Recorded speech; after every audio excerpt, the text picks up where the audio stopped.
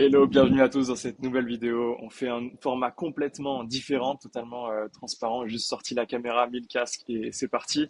Vous l'avez vu dans le titre, je vais vous raconter comment j'ai fait plus de 14 000 euros en un mois, à seulement 28 ans. Je vais vous en dire un peu plus sur mon parcours, sur où je vis actuellement là depuis ces 3 derniers mois. Je suis quelque part en Asie. Voilà, on va voir tout ça dans la vidéo. Restez bien jusqu'au bout. Il y aura un maximum de valeur. Vous allez en apprendre plus sur moi et sur mon business, ce que je fais en ce moment. Voilà. On va commencer tout de suite dans le vif du sujet. C'est comment j'ai fait. Alors j'ai mon téléphone sous les yeux, hein, je pris les notes. Comme je vous l'ai dit, ça va vraiment être beaucoup plus naturel. C'est pas vraiment préparé. L'idée c'est que voilà, que ce soit vraiment plus transparent. Là, l'idée c'est d'aller voir comment j'ai fait 14 565 euros et 60 centimes en 30 jours à 28 ans. Je vais vous découper ça et après je ferai un petit montage pour vous mettre évidemment les screens, les factures, les screens de mes comptes en banque. C'était en avril 2024. Là, aujourd'hui, je tourne la vidéo. On est le 10 décembre 2024. Je suis en Asie, c'est pour ça qu'il fait beau. Donc, c'était en avril 2024 que j'ai réussi à faire plus de 14 000 euros.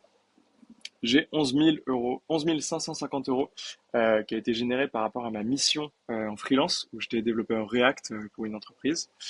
J'ai également fait deux apports d'affaires où j'ai gagné 1037 euros et 60 centimes exactement. J'ai également fait une affiliation où j'ai pris 500 euros. Vous allez évidemment voir tous les screens qui vont apparaître à l'écran. Je faisais encore du mentorat à cette époque où j'ai pris 178 euros. Je l'ai arrêté actuellement. Euh, et j'ai fait un site internet pour un particulier pour 1300 euros. Tout ça, c'est de l'hors taxe. Ça fait un total de 14 565 euros et 60 centimes. Euh, Évidemment, c'est de l'hors taxe. Grosso modo, vous retirez 70%. Vous retirez 30%, pardon, et vous gardez 70%, c'est ce qui me reste dans la poche.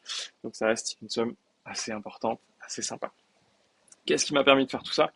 C'est simplement que je suis passé développeur freelance. J'ai gagné cette mentalité, j'ai gagné en compétences. Je me suis ouvert l'esprit à avoir une mentalité beaucoup plus entrepreneuriat.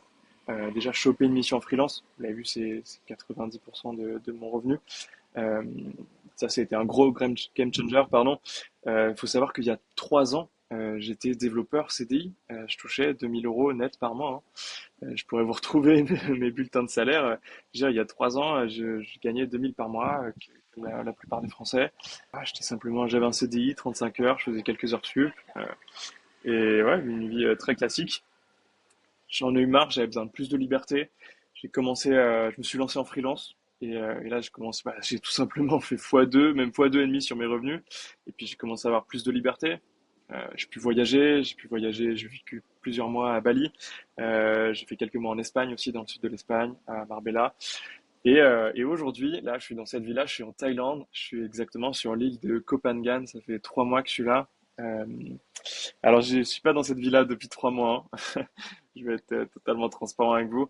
J'ai des petits bungalows où on a voyagé un petit peu avec ma femme. Et là, on a des amis qui sont venus de France. On est neuf copains là.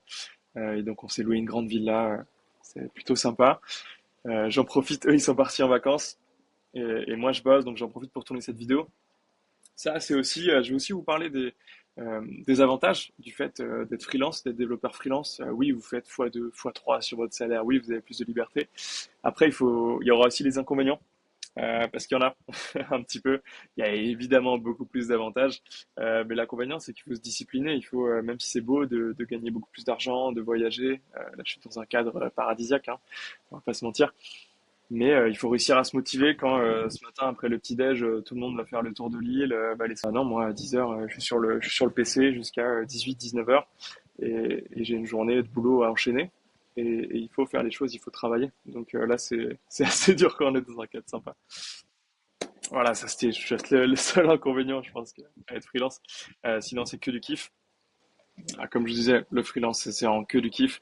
Et si je dois vous donner des conseils, si vous êtes développeur salarié et que vous hésitez à vous lancer en freelance, voilà quelques conseils qui, je pense, peuvent vous aider.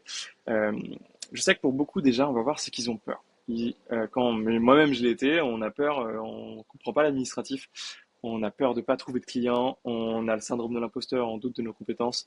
Bref, il y a énormément de peur. La peur, c'est quoi? La peur, c'est souvent on a peur de l'inconnu, tout simplement.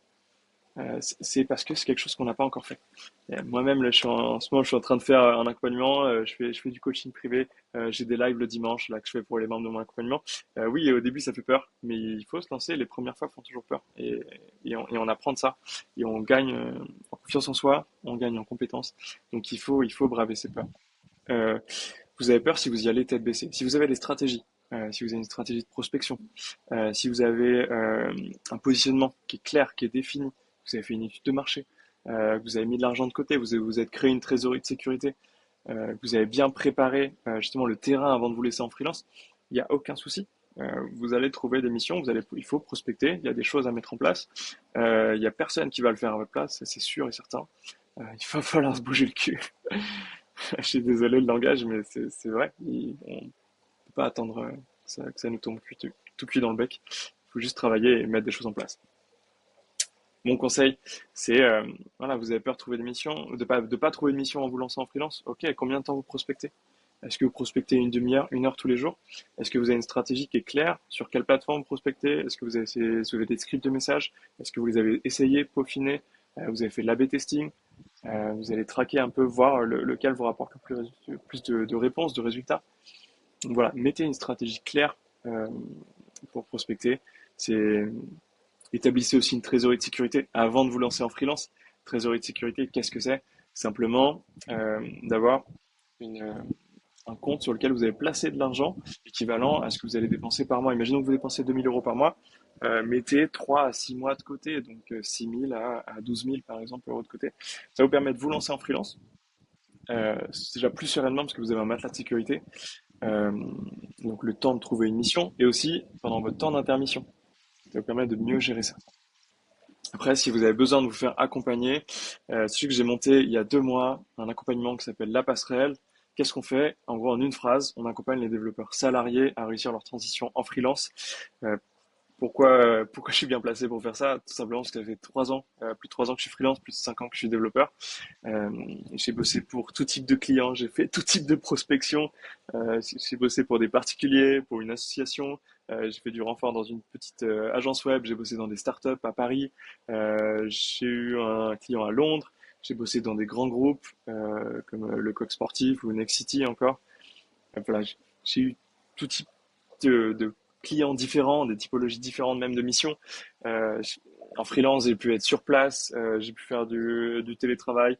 J'ai eu des clients à Paris, j'ai pu vivre dans le sud de la France tout en ayant mes clients à Paris. J'ai pu vivre, comme je vous l'ai dit en début de vidéo, à Bali. J'étais à Canggu et à Ahmed pendant quelques mois.